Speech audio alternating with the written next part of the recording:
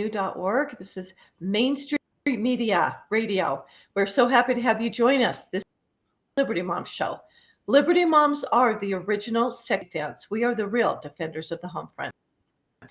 And we are there when it comes to defending our families and our communities. I'm your host today. I'm so happy to have you join us.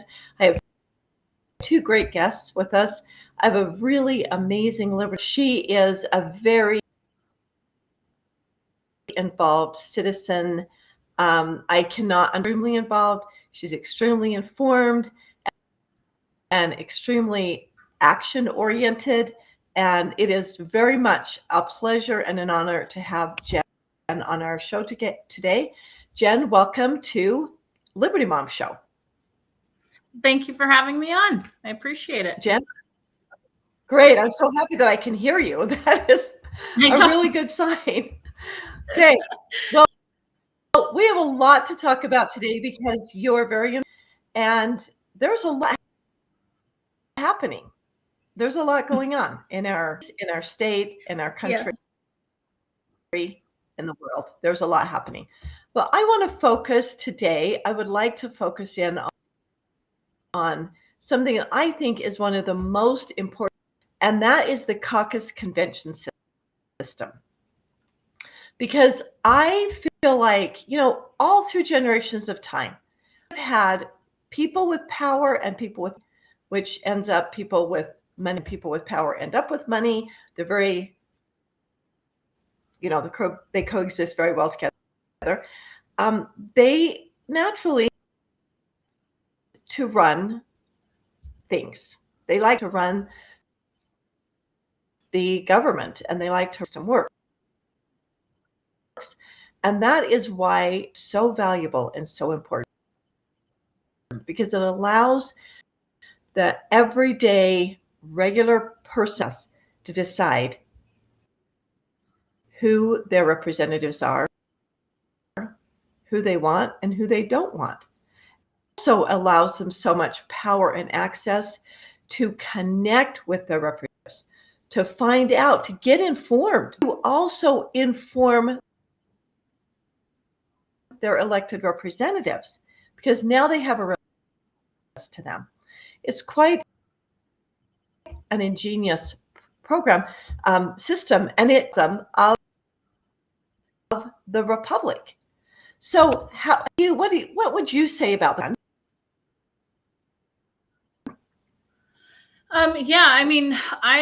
It's funny because this. I've been an independent or libertarian, most of my life, and had joined the Republican Party fairly recently, all things considered. So I went through, caucus, convention, delegate, all that stuff. But the biggest thing to me is that the caucus system allows, as it should, by the way, I want to make that really clear, as it should, the people to engage with the candidates running. They have to come and speak to the people. They can't be up on a TV, in a debate that's controlled and edited and whatever else, right? With no audience, etc. They have to engage with the public. They have to answer the questions as they should. And so, number one, it's much more involved with the people and accountable to the people, which is what representative government is supposed to be. But number two, that's where anybody can run, meaning you, me, your neighbor next door, anybody can run. You don't have to have a ton of money, right, to go through the caucus system. Now, that has changed because of SB 54, because the signature gathering has brought in a bunch of money. Okay, let's explain that. So that's changed. Yeah, because it's changed because of a law that the legislature 10 or 11 years ago to allow people to, and still be on the Republican or the Democratic Party without facing the delegate, the party itself. A go around, yes, to not have to deal with the people or deal with them. And yet the party still has to recognize them as a party. Yes, no, that's exactly just to explain what SB 54 is. So go ahead. Yeah, no, that's true. Yeah, signature gathering, basically. And if you can't beat, or if you don't have enough money to, right, put all that effort into signature gathering, then you're going to struggle. So I'd like to see our caucus system restored, to its original form mostly. But anyway, yeah, I think the caucus system still, even with SB 54, is the best way because, again, they do have to engage with the public. And they have to make time for the public, and they have to show up to events with the public. So I think it's worth saving. I would like to see it restored completely. And I know several states that got rid of it are wishing they had not and are now trying to get it back. And as you know, once you get rid of something, it's much harder to get it back. So let's not get rid of it. It's so much harder. And once you give the power to the people with big money, and I just don't want to sound like I don't like people with big money, because I think you can make as much as you want to. I have nothing against people that have a lot of and a lot of wealth. I have no problem with that. But I have a problem with people who don't have it, creating a system that is exclusionary or elite, and that allows people to use their money to buy positions of power. That's what I don't have a problem. I'm glad people value when they have been very successful and make that away. I just don't want you to be able to buy your position of power, buy an elected office, by being able to purchase it with money. And that's basically what this signature gathering does. It's like if you have a lot of money for signatures, for people to get signatures for you, and then you get to be on the ballot on a party's. It sounds a little insane, does it not? Exactly. It's buying your way on it, like I said, buying your way on a ballot. It's a little, that should really be troubling for anyone. And I don't care what party you are a part of, that should be troubling to have that kind of influence on ballots. Yeah. But yeah, I value the caucus system. I think people should. Yeah. Go ahead. Please Go finish. ahead. I was just saying, I do think people should work to save it. That's all. Yeah. We have to work to save it. Worth it. It is worth the time and effort and energy we put into saving it. I couldn't agree with you more.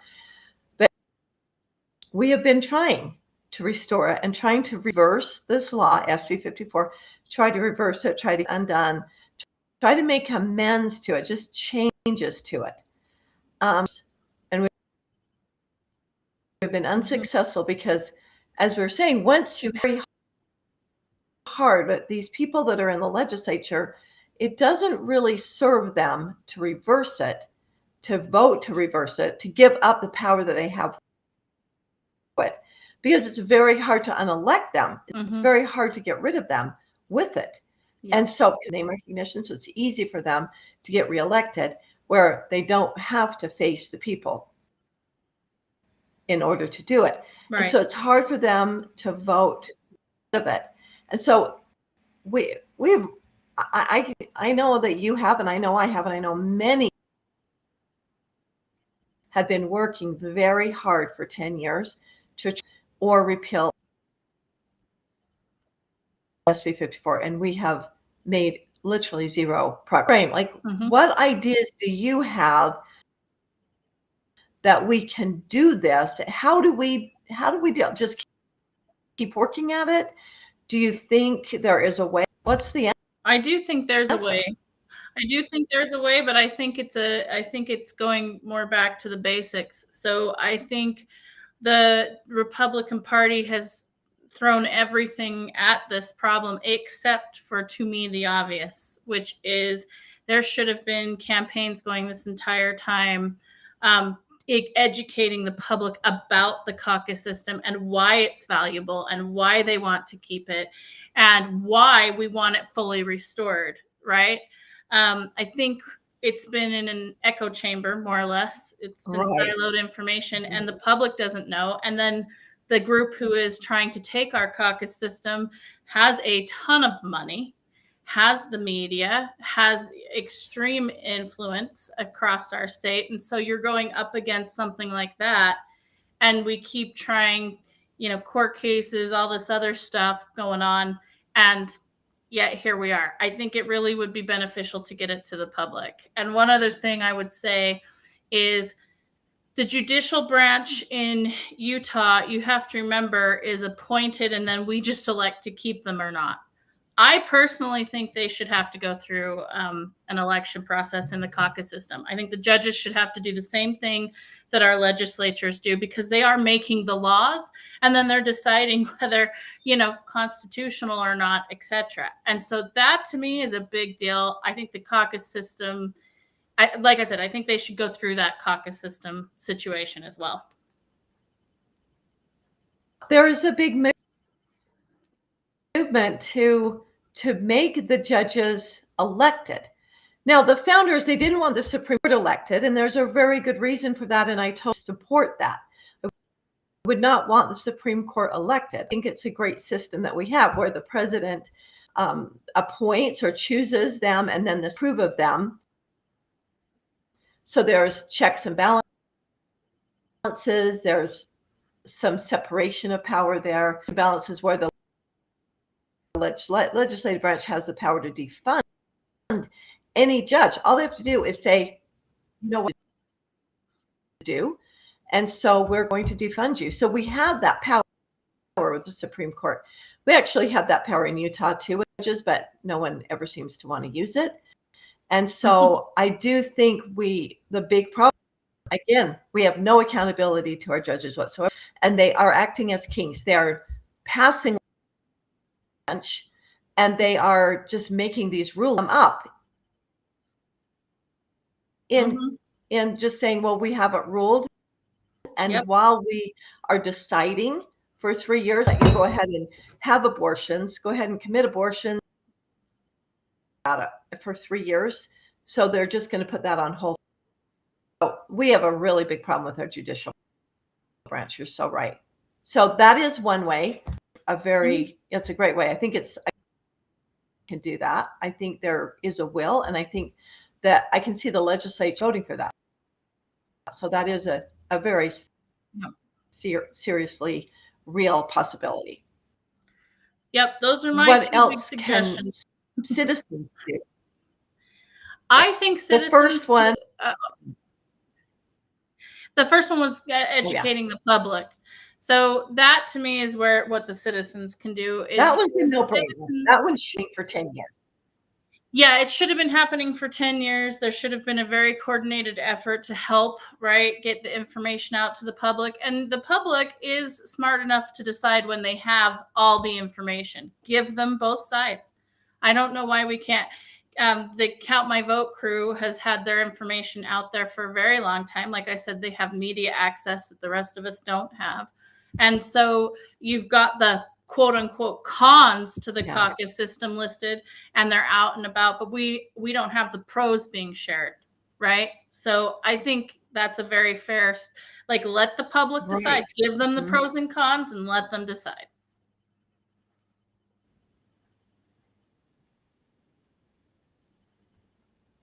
Yes, and I don't really think there are negatives to the caucus convention system, because everyone can be engaged in it, and 4,000 delegates to choose who's on the ballot, which is who are actually not only engaged, that, but if we're actually vetting. Oh, sorry.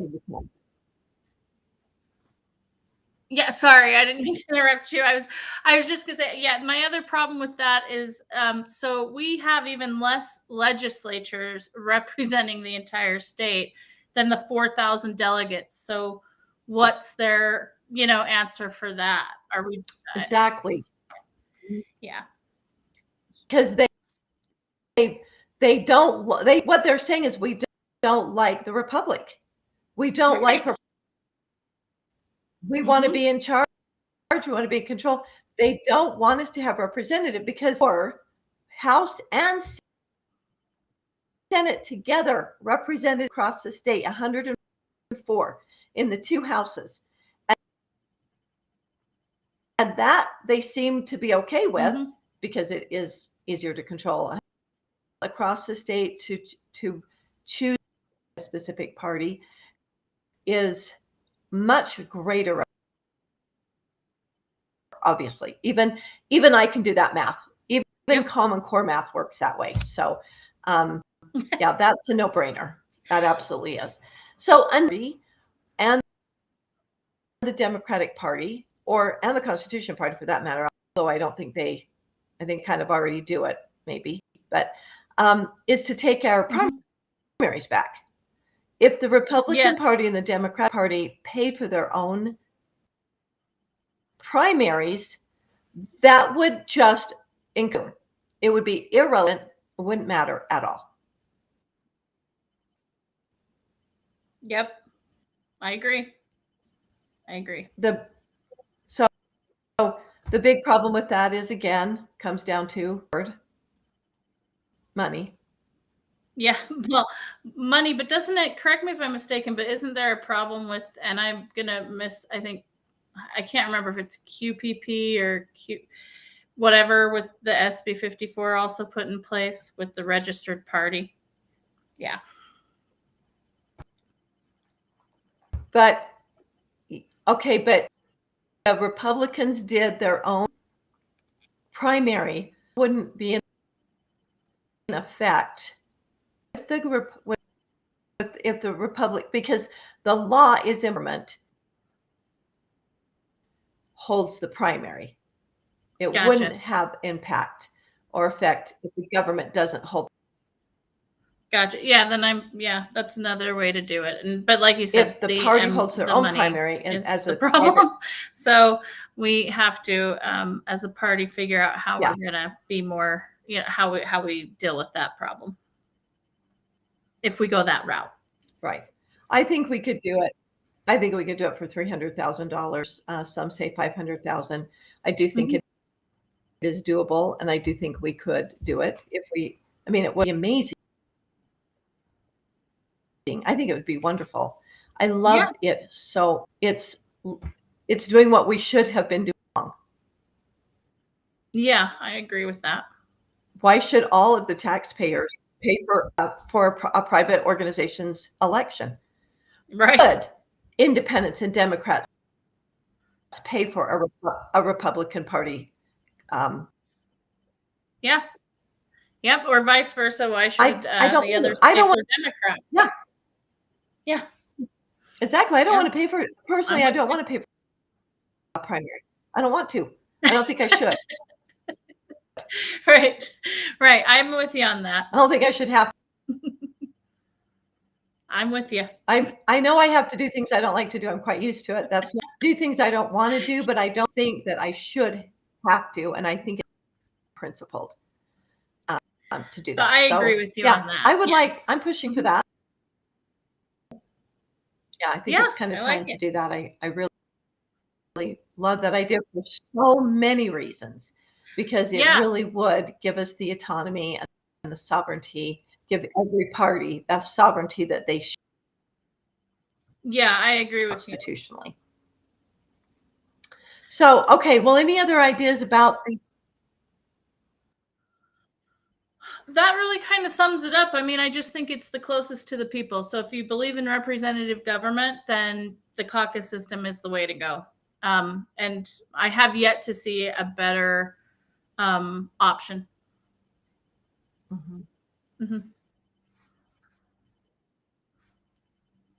To see a better option. Yeah. No, not even throughout history. This is the caucus convention system is a republic form of government. It's excellent. And they could not find a better form. But as Benjamin Franklin said, it only works if you can keep it.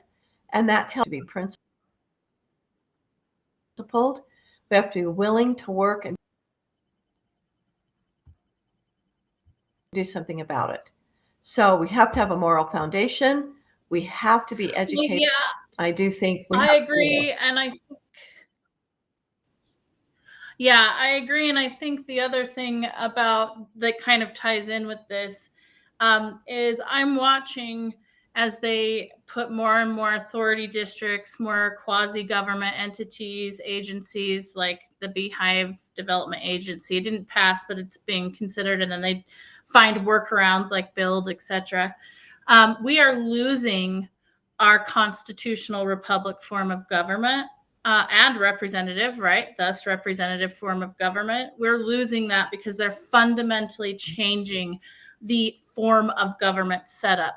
We are being taken over slowly by outside forces and people who are not representative of the people.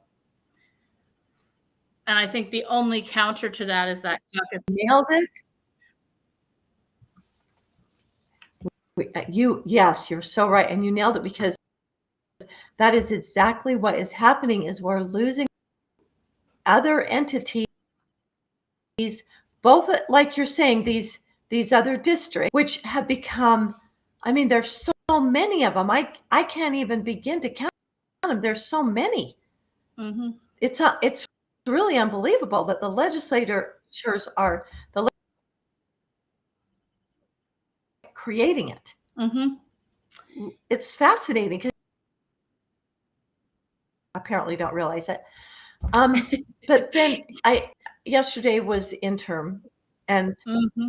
I honestly thought my brain was just going to blow up, because what I heard in the interim meetings was over and over, they are public-private partnerships, Mm-hmm.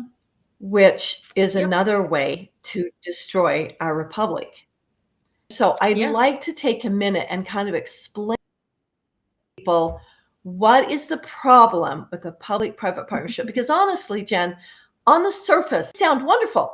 I remember when I first heard about it, I thought, it sounds so, I was a teenager, but I thought, that sounds really good. Some people with money who are willing to put their money in and add their money to tax dollars, create value and make things better, which sounds really nice. That is not how it works. And let's be honest, as a citizen,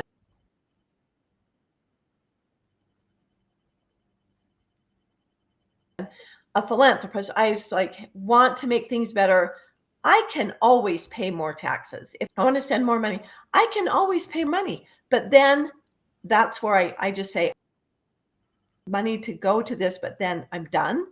That I would like to donate extra funds to the government. Everyone can do that, but that they don't want to just say, I'm donating money. They want to have power. So explain what is the problem with a public-private partnership? What's the issue? So a P3, if it was done, I'm going to say relatively legit, it would be through RFP process. So you'd have a request for proposal where a bunch of people applied, right? Bunch of different companies apply for whatever this is, and they genuinely choose the best one for the people of Utah, not for kickbacks or friends or whatever, but they genuinely choose. What has happened in Utah is, and Envision Utah is a quasi one because it's an NGO and a P3, but I'll just use that as an example. Right. You have these public-private partnerships form. Yeah, they form, and then the next thing you know, they're permanent. They never go anywhere. If it's an RFP, you apply for the one job, you do the job, and then it's done, and you move on, and you can apply for others down the line, but you're not a permanent contract, right? Or in permanent work, you're not getting taxpayers' funds permanently. Mm-hmm. And so what's happened is you have merged. Yes. So you've merged the government and companies, basically, right? Organizations, companies, all of these things, which, as Mussolini, I mean, that's fascism according to Mussolini. So I don't know, people can take it as they want. I would say it's one piece of a larger problem, which is this stakeholder capitalism thing from Klaus Schwab.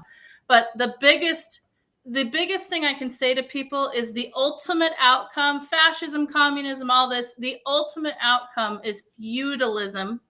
So you're going back to being a peasant, right? You have the king, the overlord, and then you've got their, and we're going back into that system. And that is literally what I meant by fundamentally changing our form of government. We're being rolled back into feudalism. And that is a terrible direction to go. And it's hollowing out the middle class. And so, because think about it, P3s, how is a small mom and pop business supposed to compete when they reply to an RFP, for example, against large, massive corporations that have a ton of funding, right? They can say, oh, we can do it for this much, right? And these mom and pops are going, wait a minute, I can't possibly compete with that. So we have played into, unfortunately, we've fallen for the trap. And the WEF has been very clear, and I know we don't like to talk about the WEF and the UN, but they've been very clear about public-private partnerships being a key part of moving everyone into a global stakeholder capitalist, which is not, I want to make this clear, that is not capitalism. That's not free market. It is stakeholder capitalism, which means it's controlled by a very few powerful people. And so Utah has unfortunately taken the bait and then some and is moving very quickly into that situation. And if you notice, when you read bills, when you read the documents, they keep saying we met with the stakeholders, the stakeholders, the stakeholders. It's not shareholders. Yes, it's all the time. Yes. And that's not really you, the public. Okay? Right. Yeah, that's not really you. They kind of try to placate us and say, people they're supposedly representing are, it's not the people, it's all the stakeholders. Right. All the people. Yeah, well, it's even like with the visioning, even their scenario process or visioning process, they come to you with a plan already developed. They've already got a plan for where you're living. They come to you and say, we want your input, but that's not really true because they've already done a plan. They will let you choose from scenarios that they have whittled it down to, right?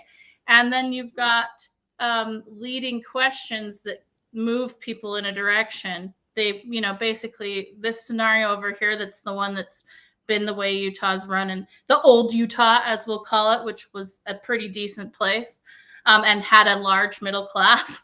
That old Utah thing, we don't like that. So this scenario over here is, crap. And we're going to make it sound like crap. And then all of these other scenarios, you can choose from these other ones that move you more in the direction we want you to go, which is, again, this stakeholder capitalism, smart growth process. And again, I want to make something clear. I don't think everyone's nefarious. I think they really genuinely have been taught and believe that this is helpful, this is economic development, etc. But I think people need to step back and ask themselves, do we like what Utah has turned into? Is this actually good? We're losing farmland to high density housing. And by the way, with all of the environmentalist stuff, okay, is that environmental that we're losing all of our farmland to this? And how are we paying, or how are we redirecting water to data centers when we're being told constantly that we're out of water, we're short on water? It's the math ain't mathing. The math ain't mathing, and people need to step back and ask themselves. It's not adding up at all. Right. Yep. Yeah, it doesn't make sense. They tell us, like they bring in 200,000 people here illegally that are here in the nation illegally. They bring them into our state, and then they're complaining about water and about a housing crisis, which, think about it, 200,000 people is a pretty big impact on so much meddling in the free market that I listened to during the interim meeting. There is so much meddling. They won't let the free market the problem and handle, and it will too. But the more they try to fix it, the worse it gets, as we can easily see. And they're doing all these things that actually creates the much worse. Yep. And it is what you said. It is class. It is, and I would also just ask the legislature and even the public that's not as involved to ask themselves, when you have paid lobbyists, paid NGOs, paid P3s, all of that going up there and telling our legislature how to vote, or even writing bills, policies, etc. for them. And again, these are not all nefarious people. Let's make that clear. They're doing their job, okay? They're, and they think they're doing a good thing. I'm sure a lot of them do. The problem is they are paid to do this. No, they do. When you have the public coming to you and saying, I've read all this, I've looked into this, I have concerns about this, this looks like it's going to hurt the public, hurt the middle class, harm us, why are those people not being listened to at the same level that all of these lobbyists and think tanks and self-promoted, I feel, like self-claimed experts, when other people are showing you the data? All I want to say is, why can't we have just kind of the same thing with the caucus? Why can't we have pros and cons presented? Why can't you have differing views presented? And why can't you give the same allowance, right? And credit, like, hey, we're going to listen to you and we'll, look through your data and see what you've got here, see these documents. Why can't we give that same respect? That's it.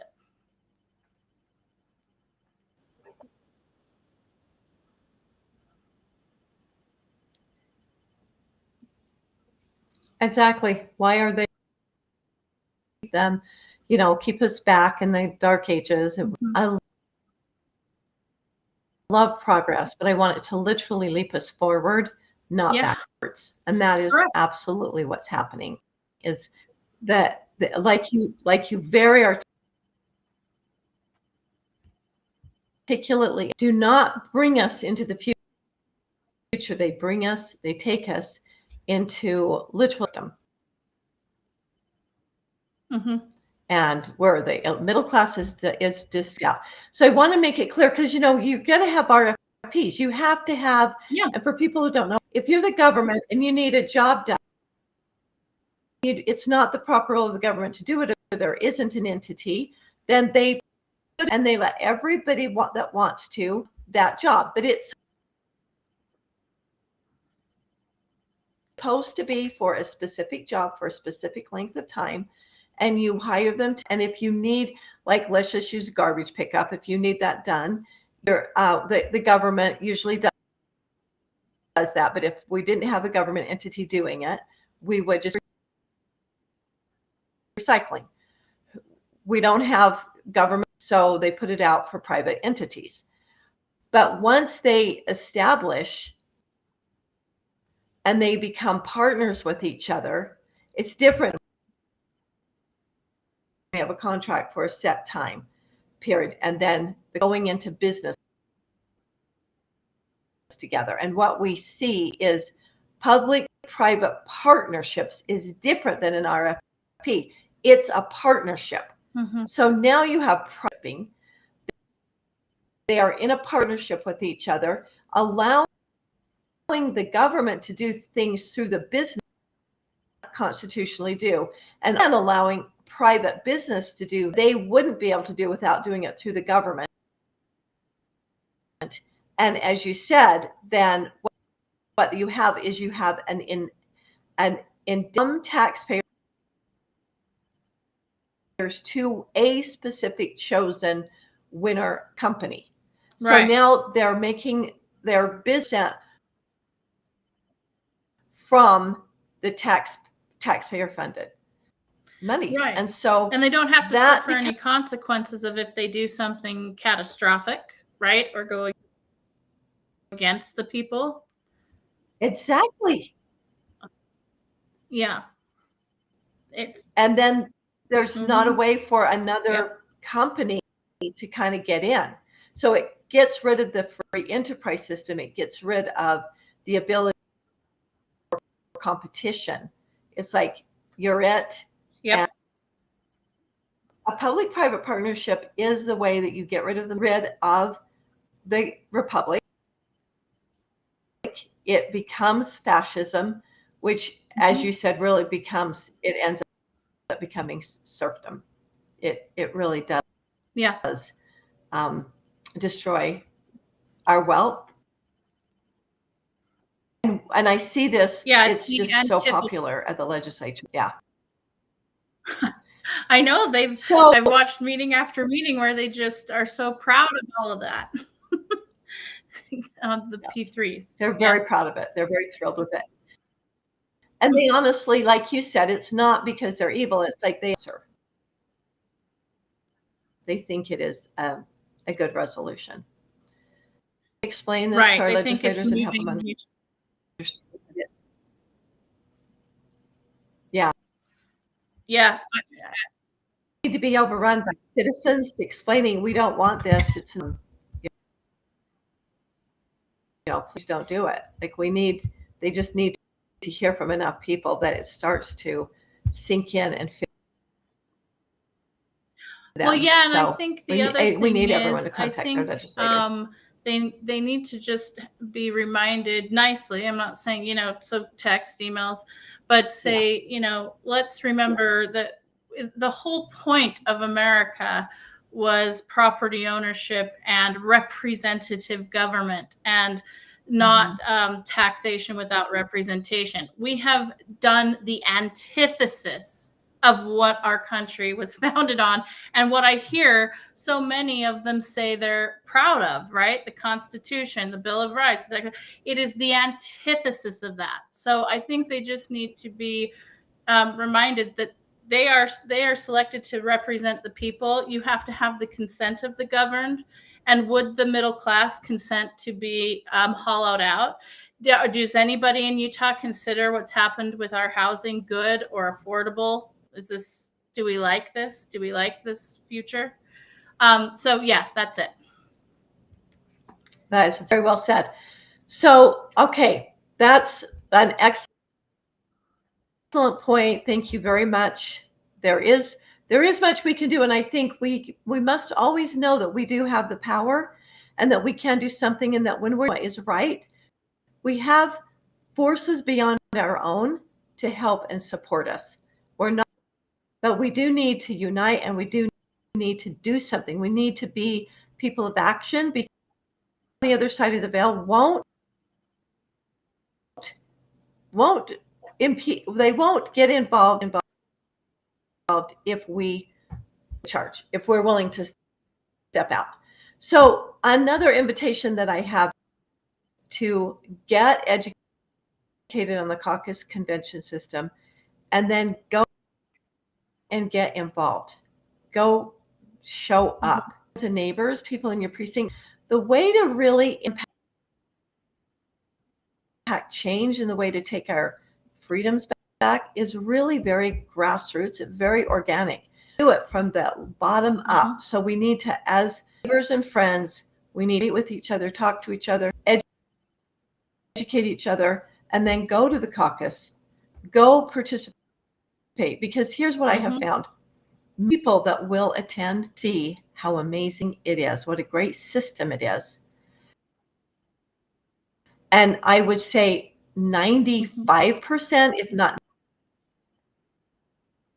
99% of people who attend convention really get it. How amazing this convention system, this caucus convention, had no idea that we, the people, have so much input, could be impacted and impact in such a way, because now ordinary, everyday people from every walk of life now have access to those who we elect and have a voice, a vote, and a voice with the elected. So and we do want more people involved, but we want people to get educated. That's our job as citizens. So I invite every person to do an elevator pitch to a degree that you can do it in a most short, concise way possible. It allows everyone to be involved. involvement. It goes around Yep. the citizen involvement. And well, it actually can this override the caucus convention, decisions by citizens. Oh, sorry. And it does. No, that was excellent. I said it actually overrides the decision by the delegates, in some cases, right? They choose a candidate and then somebody else pays to get on the ballot and they win. Well, I think we could spend the entire show with just naming the list of won in caucus convention. They won at convention. 65, 70, 75% overwhelmingly. And then around, spent their money, bought their way onto the ballot, and then they get to the primary or the general election and they win, not because the people. So then when the people call them, do they feel accountable to the people? Not. Kick off the people that the candidates that the people elected. The people choose someone signatures. Literally removes that worthy person from the ballot. That's not a republic. Legitimately, that is not a good idea. No, it's not. It's a bad idea, and I will just say this. Yeah. This last time, even go before this last time, but how many of the candidates that were running for larger, so we're talking like, auditors, attorney generals, governors, all of that. When you have candidates that are not using signature path, so all the way up, like I said, to the governor, that's a huge role, right?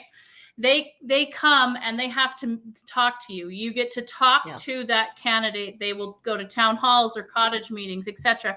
But if they're gathering signatures, not every time, I want to make this clear, not every time, but a lot of times they don't even bother doing any of that because they don't have to.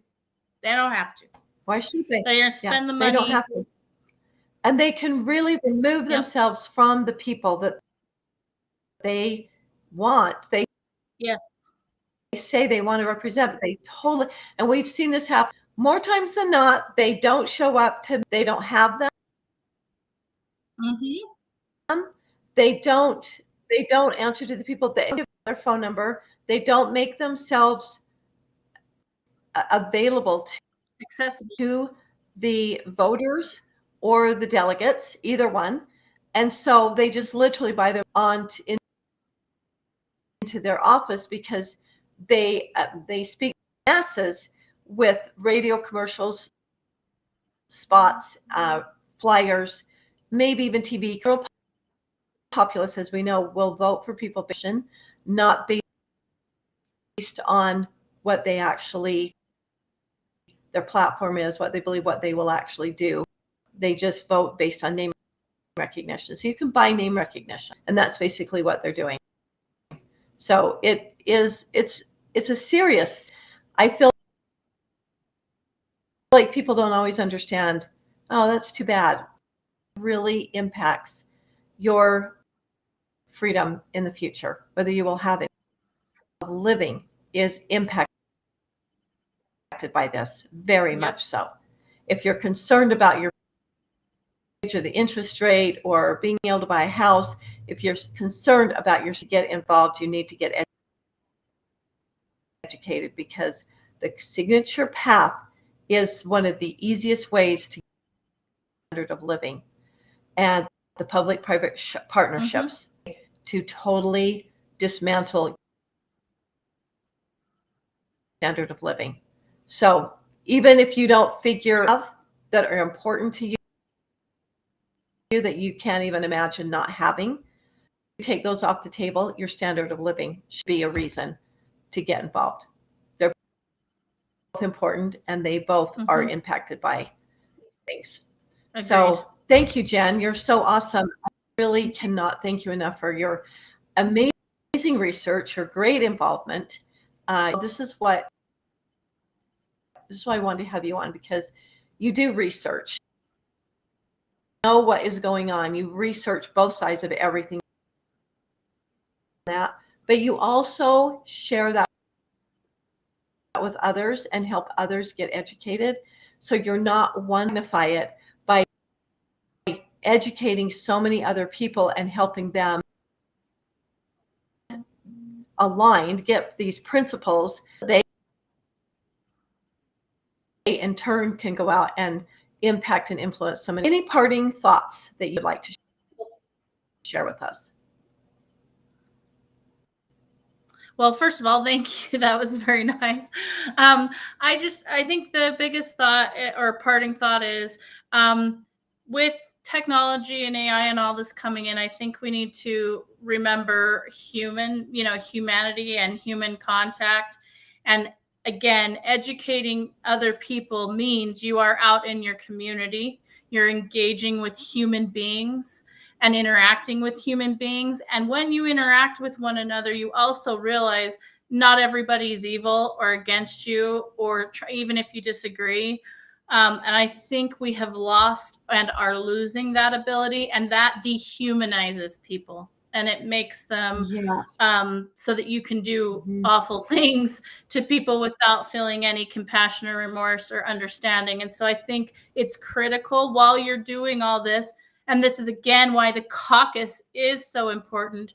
It keeps the human part of all of this. You have to engage with other human beings and get to know one another and truly understand humanity. So I think it's really important that the caucus system stay, especially with what's coming with technology. Oh, Jen, you are so. We've lost our civility. The founding fathers said that's such an important component, and it's supposed to be a component of our education system. A good citizen, teach our form of government, and every single elected official takes an oath to uphold and our Constitution, both federally and statewide, because we do need to be civil. And I think it is so important that if you don't agree with me, you are not up in a way the entire show. But I love that you kind of really crescendoed with that. Just because you don't agree with me doesn't make you evil. It means we differently, but we can have a conversation. We can talk, we can debate, we can disagree, but it doesn't mean we need to blow each other up. We don't need to attack each other. We can share principles, and then we can agree to said we have very much lost our civility. So yeah, we can disagree. We can disagree and still be friends. And I think it's one of the most important things that we need to focus on right now. Just because you don't understand or don't agree doesn't mean you're evil. But, it doesn't also mean that some of the things. Well, right. And I think that's why we have to educate if we continue them. to walk into that path, again, by separating ourselves from one another, we're walking into the trap, so to speak, right?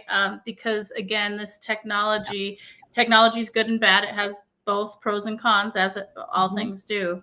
But I think we will lose what makes us human. So it's really important to keep that part of ourselves, right? Of what makes us human.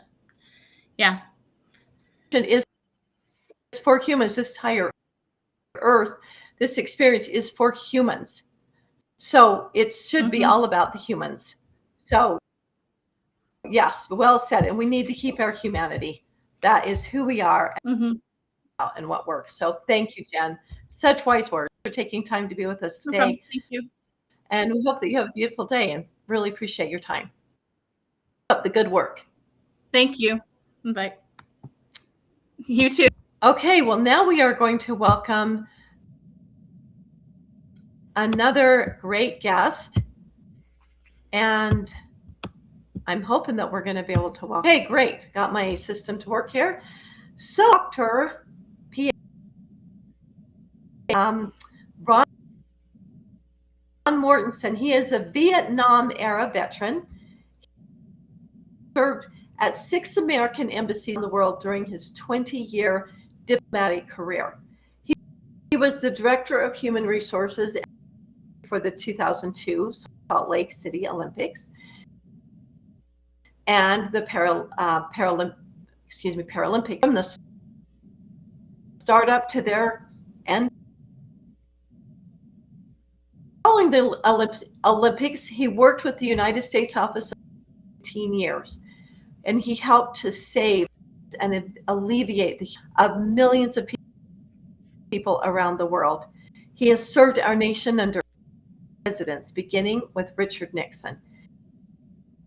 He is currently a fellow at the Center of Immigration Studies, President Trump,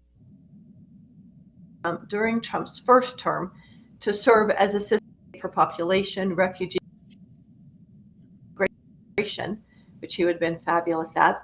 And he has been an advocate working with working with citizens, educating citizens, and being very, very involved, the principals.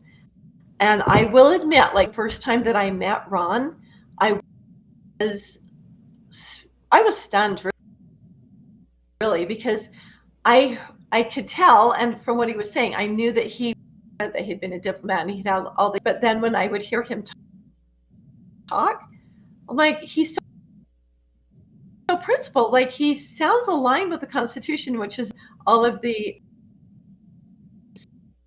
that he had rendered, or all the positions that he had held. So he has really been a great country. And with that, we would like to welcome you, Ron. Hi, can you hear me? I hope. Welcome, Ron. Thanks for being here. So that's always a really good sign. We like to be able to hear you. So, Ron, thank you so much for being here. I appreciate it. No, glad to be here. I think they're not normally the case, but Ron, I wanted to have you on because you recently spoke at a Memorial Day program, it was a Memorial Day. Yes, it was a Memorial Day program, and it was really beautiful, and I loved how much it honored all veterans through all of their campaigns and all the military. You gave a really amazing speech. I thought it was really great points. And so I really wanted to have you on, but I really wanted to have you talk about the sacrifice of our veterans. I just want to share that with people because I'm so indebted to, just as we're very indebted to our founding fathers, and we're very indebted to the pioneers who came and founded Utah. We're very indebted to our military, and as has been said, have written a blank check for our country. So thank you, Ron. Thank you for your service to our, really appreciate it. So I'd love you to shared at our Memorial Day program. Yes, at the Memorial Day program, I really focused on Vietnam veterans because they're the largest single group of living veterans today. And believe it or not, the median age of the Vietnam-era veterans is quickly approaching 80 years old. Most of the World War II vets, there's very, very, very few left of World War II vets. There's a small number of Korean War vets. And then there are a large number of Vietnam-era veterans. And so that's what I focused on. And I talked about the fact that the people that were in the military in the Vietnam era grew up in the 1950s, and they did what young men did at that time. They answered the call of duty, and they served their nation. They'd seen their fathers come back from World War II. Their brothers had fought in Korea. And so when the nation called, they stepped up. And they stepped up originally in Vietnam to do the right thing as that war went on. it became very, very unpopular, and the willingness to serve declined as the war went on, I think. And this is the only group of veterans, or I think the only group of veterans that were really denigrated and treated very, very badly for their service, and who even actually tried to ignore their service once they came home. But jump in whenever you want. I'll give you some facts and stuff on that. Yeah. Well, I just wanted to comment how it was so heartbreaking, just out of high school at the time. And maybe actually I was in high school at the time. I remember even as a young person, as a teenager, it just broke my heart. And to see Americans go to other military, and to have our military, like, you don't have to agree with the war. That wasn't the point. It's like these young men and women, I only knew young men myself personally, but to have to sacrifices and suffer the things that you suffered, and then to come home and read it, it's just, we could never compensate very appropriately. We could never give enough back. In my come home and be treated like you're criminals. It was so horrible. I remember it's terrible, and it did cause a lot of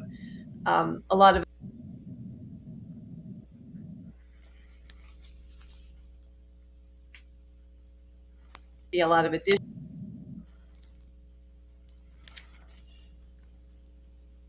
And so we want to thank all of our veterans, but yes, our Vietnam,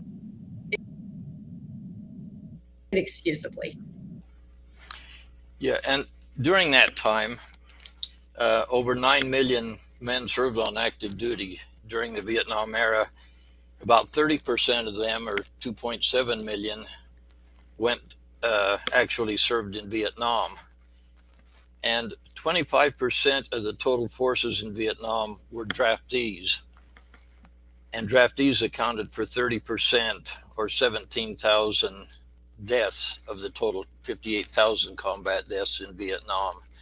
So that was still the era of the draft. And people at that time, today, when someone graduates from high school and they might talk about their senior trip going to someplace in Mexico or to Europe, kids graduating in the 60s, they're males graduating in the 60s, their trip would be to Vietnam. Their senior trip would be to Vietnam. And when you look at it, in 1968, an average of 325 Americans were being killed each week in Vietnam. And 600 were killed just during 1 week of May 5th to 11th in 1968. 361 of the individuals killed in Vietnam were from Utah, and at least 20 of those were from South Davis County, and their names are on the wall in the Bountiful Veterans Park. The average age of the men killed was 23.1 years old. 17,539 were married. 61% of those who died in Vietnam were under 21.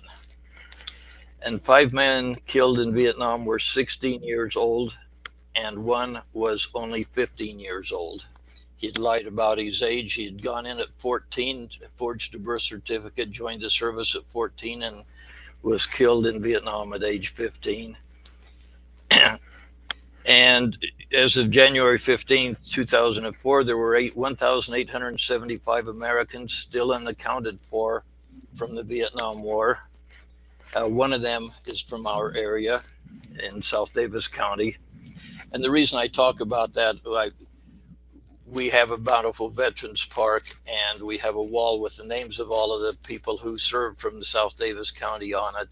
And that's why I focus so much on South Davis. And actually, there were 766 POWs, prisoners of war, and one of them came from South Davis County. He was in the Hanoi Hilton. He was shot down, and he spent 7 years in captivity before he came home. And then just the last thing I'll say before we kind of just start talking again was in 1981, President Reagan said that Vietnam veterans, quote, fought as bravely and as well as any Americans in our history. They came home without a victory, not because they had been defeated, but because they had been denied permission to win. And the lesson coming out of that war is we should never deny our veterans, our military people, the permission to win.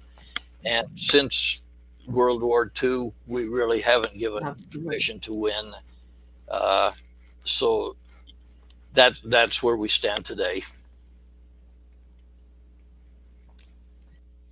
Yeah, and it's insane to bother to go to war without permission to win.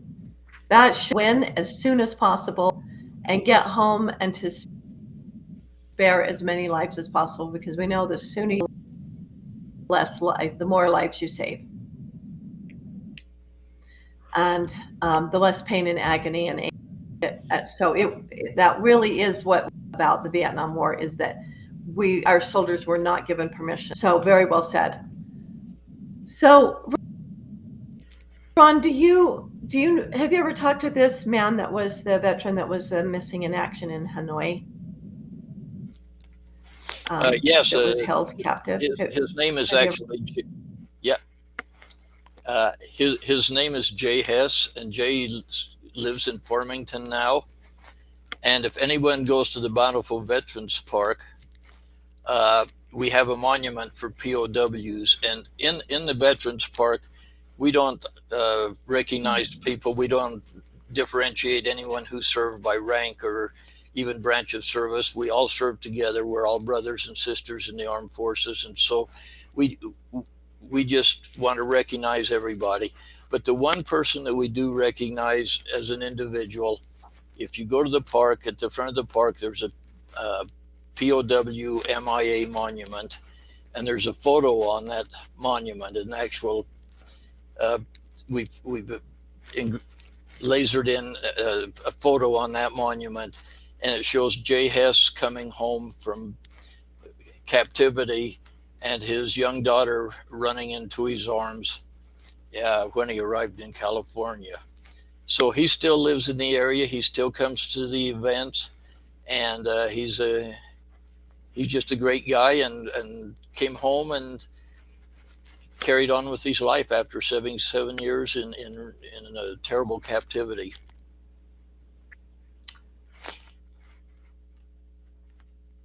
I think he speaks so much to recover, because I just can't even imagine surviving it.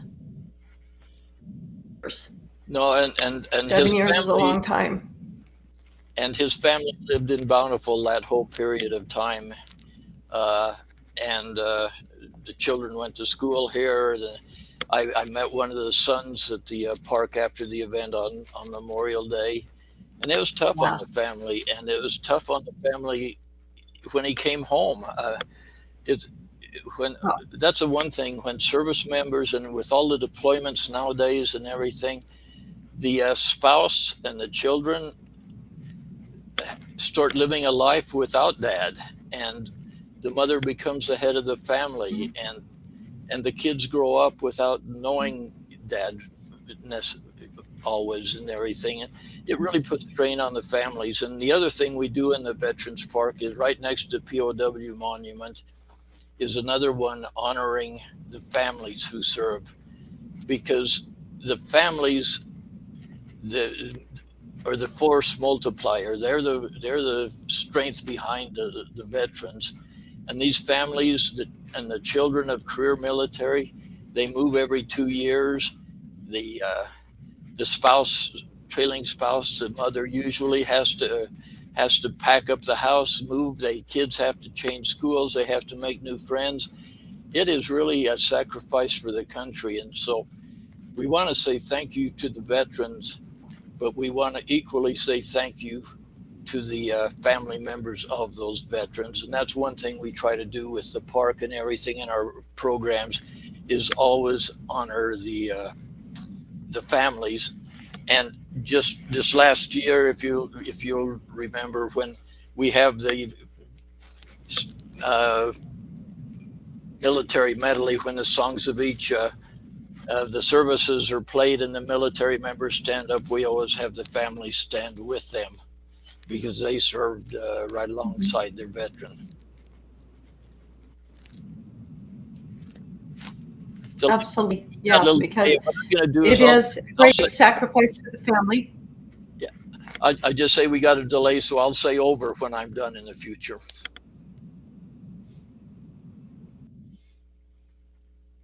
Okay.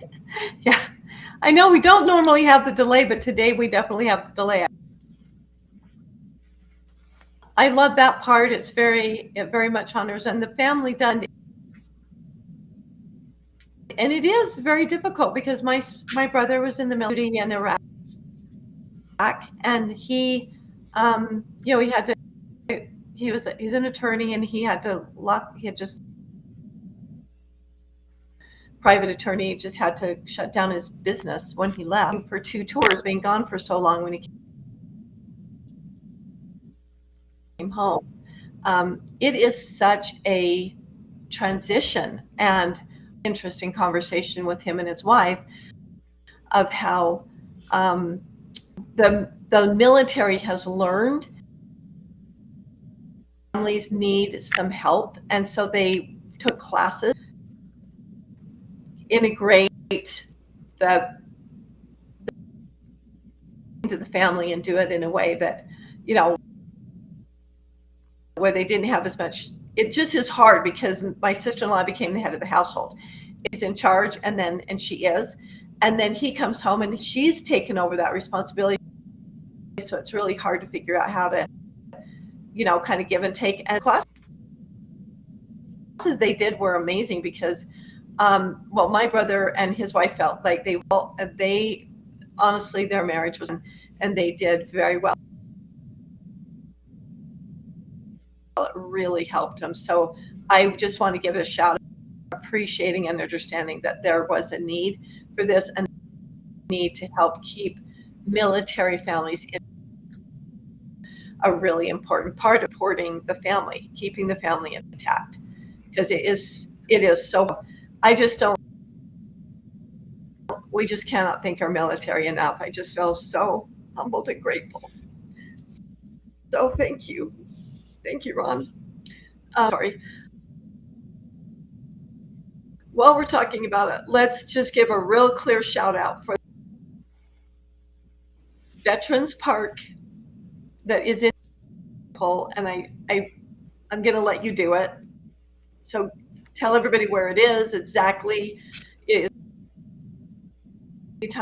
is amazing. It is so beautiful. It is incredible. So tell us about. Yeah, the Veterans Park, the address is 790 South Main Street. It's by the Bountiful Library, and the City Hall is just adjacent to the City Hall. So 790 South Main Street, and it's off the street a ways. You look over, you'll see the military flags and everything. The interesting thing about that park is Bountiful is the second oldest city in the state. It was founded. The first settler came in just months after Salt Lake. They entered the valley in Salt Lake. And for years, that city never had anything honoring veterans, really, other than a small thing in the cemetery. And so a bunch of just average citizens got together and decided that Bountiful needed to do something, and we needed a park. We asked the city to provide where they wanted us to put it. And we said, we'll build it if you tell us where to do it. And so there wasn't a penny of taxpayer money put into the park. The small group of people went out and raised over $1.5 million and built the park. And continue to maintain and upkeep it. The Veterans Foundation, the Veterans Park Foundation conducts a Memorial Day event, and then we also conduct one on Veterans Day and they're always on the actual day, on Memorial Day or Veterans Day, and they're always at 11 o'clock. So whatever day they fall on, November 11th, and whatever day Memorial Day, which floats around, is on, we hold an event there. And in the park, we have a wall in the park, and anyone who lived in South Davis County from Centerville, Woods Cross, West Bountiful, North Salt Lake, or Bountiful, anytime during their life is eligible to have and served in the active duty for active forces, the reserves, the National Guard, Merchant Marines, or can have their names submitted, and we'll get it engraved on the wall. And right now we have over 7,000 names on the wall. The earliest war that someone fought in on that war representing was the War of 1812. There are two of them, in fact. There's a Call and a Porter who, yeah, there are two 1812 war veterans, one Cyril Call, and I can't remember Porter, but if you know Porter's Lane, he fought in the War of 1812. And so then from then on, every war. Wow, I had no idea, Ron. Yeah, and then we have of course, the Mexican American War Mormon Battalion veterans. We have there are a dozen Civil War vets on the wall. There are Spanish American War veterans, and then World War I, II, Korea, Vietnam. And what we also do on the wall there is if someone is on active duty now, or if they join the military, and we'll put their name on the wall right now. They don't have to finish their military service. We want to honor the services of these young people that are serving. So all we ask is somebody, if they join, we ask them to get out of basic training, and if they get out of that, we'll put their name on the wall. And I was at the park. We have a veterans evening at the park every Monday night from 6 or 7 until dusk, and any veteran wants to come by and just shoot the breeze, are welcome to come by. But I was there last year. We were there, and one of the F-35 pilots from Hill Air Force Base came by. He lives in Bountiful, and I said, "You got your name on the wall?" And he said, "No." I said, "Can I do that?" And I said, "You bet you can." And he put it. The name came in, and that name's now on the wall. He's serving. But he is part of our community, so they go on right away. Over. That is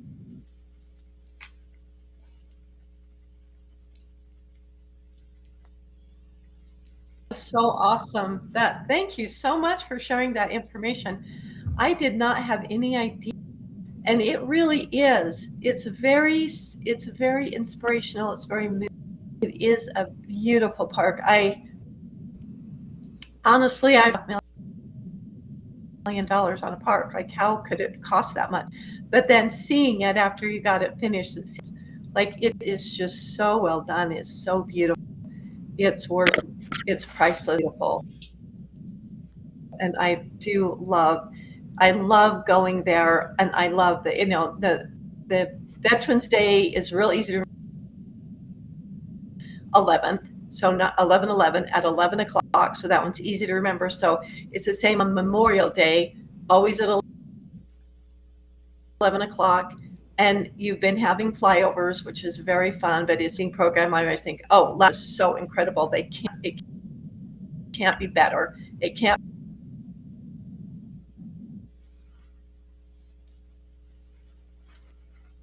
be as good. I think it's such a great event, a great way to take your family and rub shoulders with them and with their families. So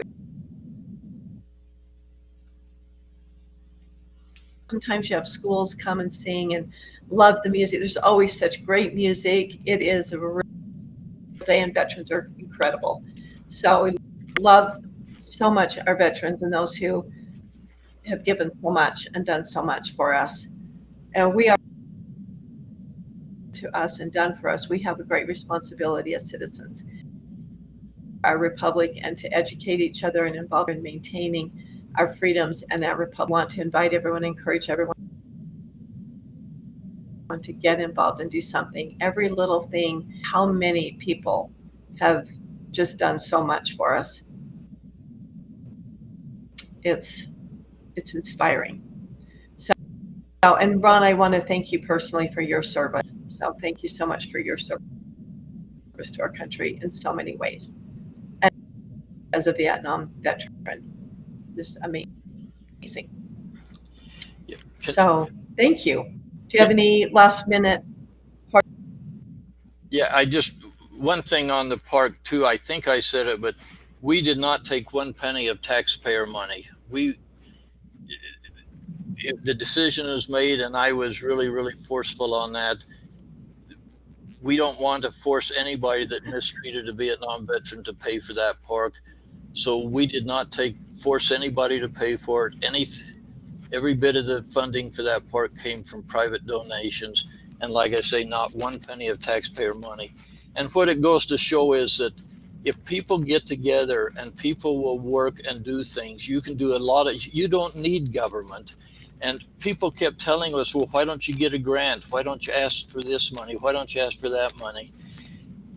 That's the problem we have in today. Is if you look at something like even the Rogers Memorial Theater up in Centerville, you look at, they get grants from the federal government, they get grants from the state government, they get grants from the county government, they get rap tax from Bountiful. Everybody's living off of government. And so the one great thing about the park is veterans serve their country, and veterans stand up and will take care of their things too. So that's one thing that comes out of that. Over. You know, Ron, I think that is such an important part. You nailed it so well. All these wonderful organizations, they do so much good, but they go to the legislature, they go to the county, they go to the feds. It's just the easiest way to get money. And yet it's not the proper role of the government. You have shown most powerfully, 1.5 million is a freaking ton of money. And you were able to do that because you didn't do it overnight. You worked hard. You kept on it, said, we're not building money and we have enough. And you did. And you totally pulled it off. Right? That anybody who has a worthy cause, that is a good cause, that's good, people will donate. Instead of forcing people to donate through their tax dollars where they don't have a say, they don't get to decide how much, pay on the front themselves if they want to. And look what people did. They said, this is important. We want to pay. And they did it at their will and choice.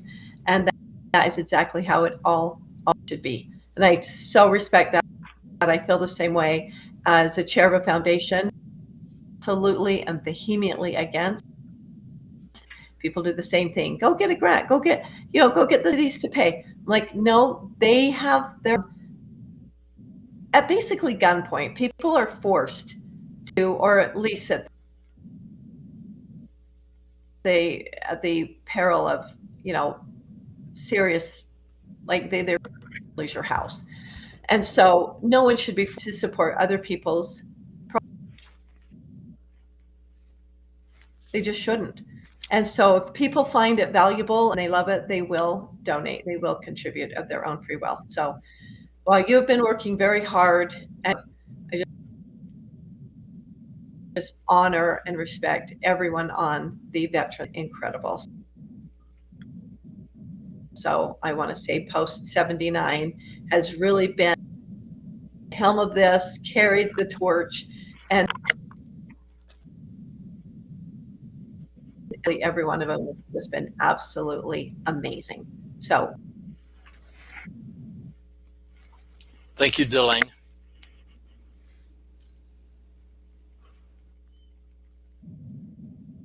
And joining us, we're very, very grateful for your service. There's a couple of different things coming up. We just had the Battle of Bunker Hill. So I just want to speak briefly. That is, it's amazing. It's an amazing battle, and most people don't know that much about it, but it came, we had the shot heard around the world in this little village in Massachusetts. And the 250th anniversary, Paul Revere was notified by Dr. Joseph Warren. The British are going to come. They had Dr. Joseph Warren. He is amazing. He's one of my favorite founders. He's an amazing man. So bright, so intelligent. He was a medical doctor. Other doctors, how to be a doctor. Brilliant man and a massive lover of liberty. He was the head of the Sons of Liberty, best friends with Paul Revere, very good friends with John Hancock and also Samuel Adams.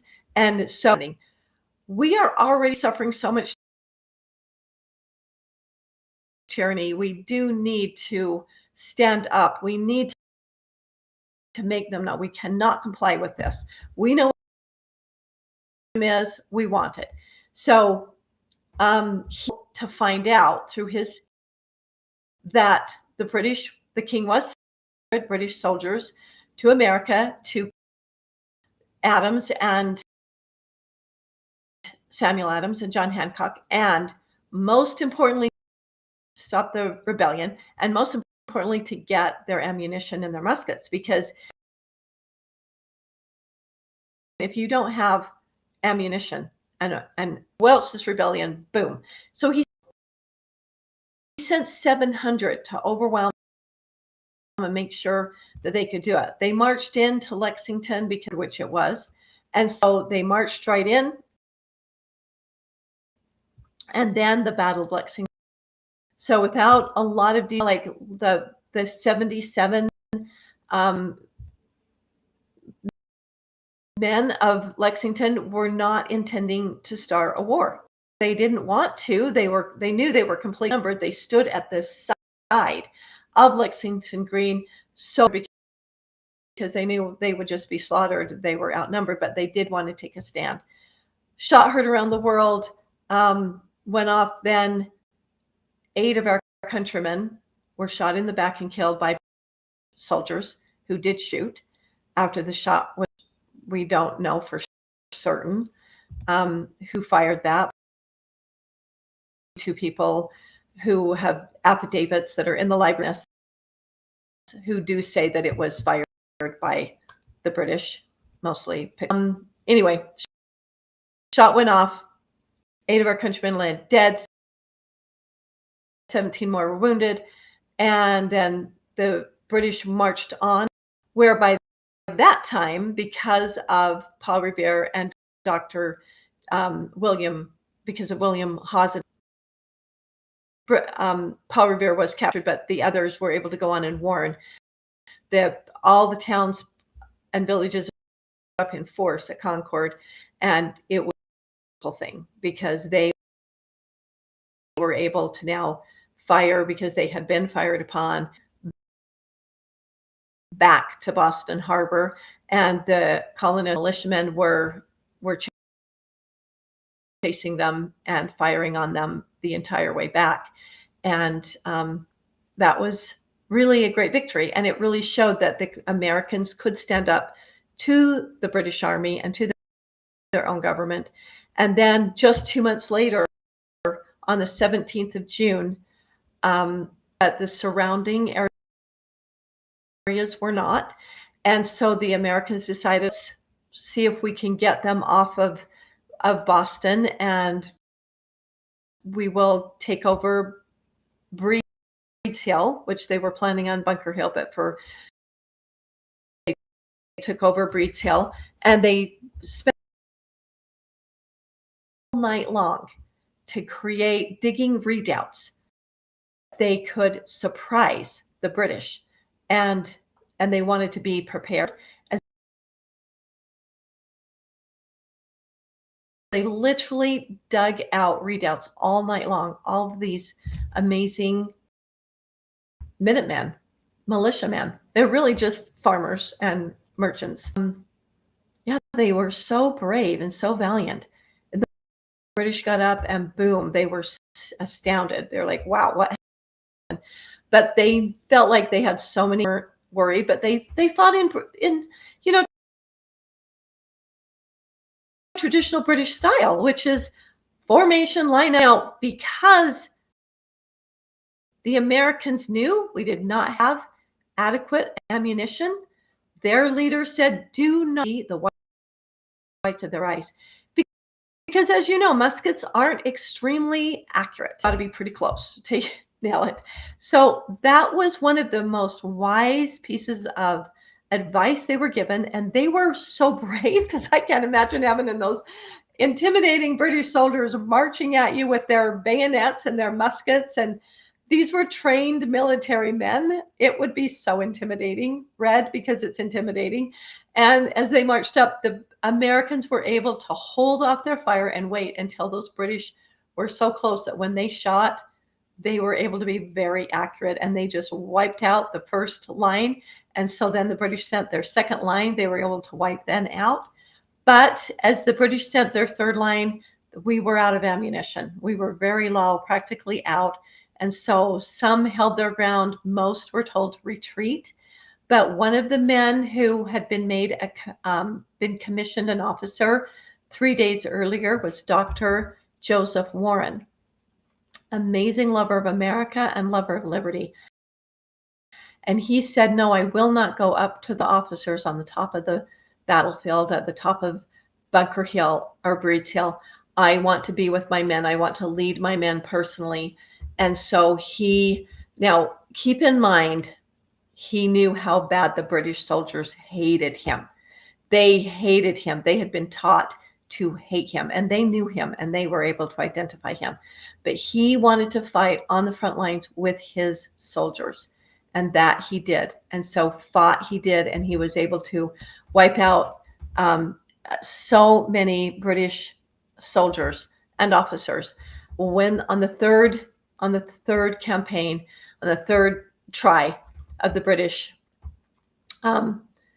they spotted him in his beautiful white suit. They saw him and spotted him, and they singled him out. And I left this part out, which is kind of important. When he went to the Battle of Lexington, he got there a little later because he was obviously in Boston, and then went there. And he was ensued in that battle, and he was shot at by the British, and they just got the top of his ear and hit a big lock of hair that was knocked off or shot off, a little piece of his ear and his lockets of his hair. And that happened at Lexington. And so they really were out to get him. So when he was at the Battle of Bunker Hill on Breed's Hill, they saw him, and they shot and fired, and they shot him right in the forehead and killed him instantly. And his men fought valiantly, and then they had to retreat. Because of their hatred towards Dr. Warren, that wasn't enough to shoot and kill him. They took his clothing off, left him naked, and then they also bayoneted him over 20 times. They just continued to just stab him and stab him and stab him, even though they knew he was absolutely already dead. They buried him in a shallow grave, left him there naked in a shallow grave. But even though the British claimed to win that war, and they did, because the Americans had to retreat, and they took over Bunker Hill and Breed's Hill, over 1,100 British soldiers were killed, compared to 400 American soldiers. So we were able to wipe out almost 3 times more of their soldiers. So that was a powerful victory in itself, and it let our citizens and our soldiers know that we could take on the most powerful army in the entire world, that we could stand up to them. So it was a very important, pivotal even though it was at the very beginning of the war, it was an important battle because it did set the mindset of the colonists that we need to stick together. And they knew that sacrifice was coming and sacrifice had been made, but they knew that Dr. Joseph Warren, he was willing to offer his life. And he said clearly that he had stated beforehand that he was very willing to give his life for important presidents for the Americans. And so I just want to honor another amazing veteran, Dr. Joseph, of those who fought at the Battle of Bunker Hill. And this is a really nice time for us to remember and honor them in this anniversary. So there's a few more things coming up this year, but of course, next year is a huge 250th of the signing of the Declaration of Independence. So with that in mind, I would like to extend an invitation or a challenge to everyone listening. I would like to challenge you to memorize, short the 27 grievances, only because I've not memorized the ones beforehand, like the 6 grievances and then the 6 so there's 12 or 14 paragraphs, very doable. That tells me you absolutely can. I've had students that. So I would invite you to memorize the first 6 before July 4th. It's totally doable. Paragraphs a week, you've got it. So I would love you to do that, because you memorize something, it becomes a part of who you are. It becomes a part of your DNA. Your ability to understand it is so heightened. Like it helped me really understand what the meaning is saying. It helps you really understand it and remember